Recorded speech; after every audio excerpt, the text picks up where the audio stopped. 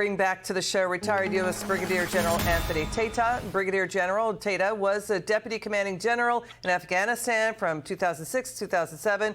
He's a former acting undersecretary of defense. We welcomed him to the show. He's also the author of Total Empire. And we've got back with us retired U.S. Army Lieutenant Colonel James Carafano. Gentlemen, happy Thanksgiving. Thanks for your service to our nation. We know that you, Lieutenant Colonel, you served 25 years in the Army in Europe and South Korea. Wow. You both have quite the pedigree. General, what do you think of Israel's hostage deal with Hamas? 50 hostages in exchange for 150 Palestinian prisoners accused of terror crimes and more. Is this a fair swap?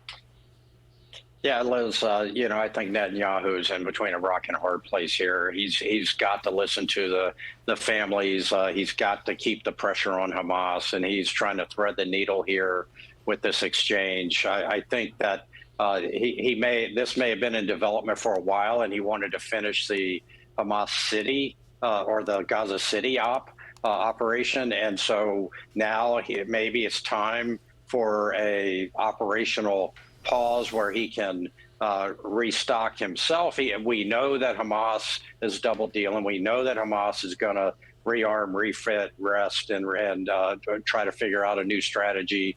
This barbaric doling out of the hostages and people thinking that Hamas is somehow being benevolent here is just perverse. And it's but Netanyahu's got to do this. He's got those families staring at him saying, please bring my loved one home. And so I think this is probably as good a bad deal as you can get. So Colonel, what the general just said, I mean, we're waiting to hear the details on who will be released. Apparently 3 Americans may be released. There are apparently 10 now held.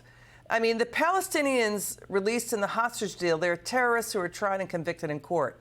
They're also accused of crimes, other crimes. The Hamas kidnapped innocent civilians ripped from their families. This is not an even swap.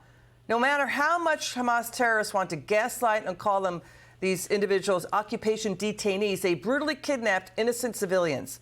The concern is the deal arguably strengthens Hamas and allows it to claim credit and regroup. Yeah, I don't agree with that. I think this was a place that the Israelis knew they were going to wind up since day one of the war. Remember, Hamas deliberately took hostages.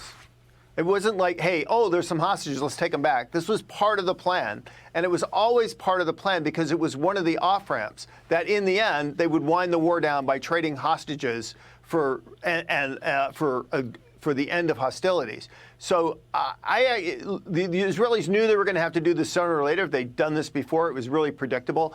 But there's still a pool of hostages left. And from Hamas' standpoint, remember, that's the last card to play. Once they've dealt out the last group of hostages, they don't have an off-ramp. So they have no control over escalation. It's outrageous. It's outrageous they did it to begin with. I mean, Colonel, to your point, we hear what you're saying. I want your both reaction to this. Israel says it's going to continue to wipe out Hamas.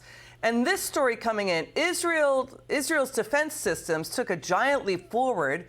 They're going to use laser beams to shoot down incoming rockets fired by either Hezbollah or Hamas. It's called the Iron Beam laser defense system, developed by Lockheed Martin and Israel's Rafael systems. Ultimately, it can mean not only ground-based laser defenses, but lasers to mount on ships and planes as well. What do you think, General? This is a sea change. Yeah, well, it's an evolution, that's for sure. The Iron Dome is good at its radars and counter battery missiles that knock down the Iranian missiles that are being fired at them. And then this now laser-based, sort of like Star Wars 30 years ago, in a tactical situation.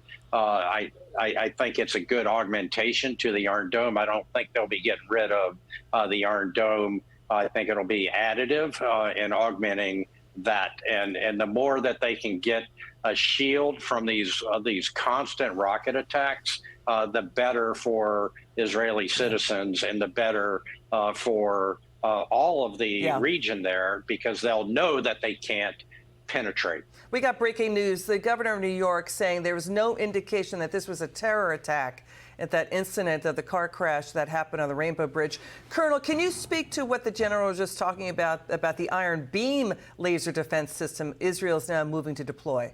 Yeah, I mean, the Israelis are not really in that bad a place. They've got good positions on the ground. They don't have a second front. They still have international support. So, and what they're going to do is they're going to wrap up these operations, and then they're going to seal off the Gaza. So that's the end to people coming over to work and everything else. And so what Iron Beam brings in is another dimension to that. So they want to take off as many ways at the table that Hamas can ever go on the offense again. And just treading it won't be enough. They're going to have to adapt very strong defensive measures. And this is a new capability that really expands that. It's really interesting. General Tata, Colonel Carafano, again, thanks for your service to America. Come back soon. We love having you on. Happy Thanksgiving, gentlemen. Hey, Sean Hannity here. Hey, click here to subscribe to Fox News YouTube page and catch our hottest interviews and most compelling analysis. You will not get it anywhere else.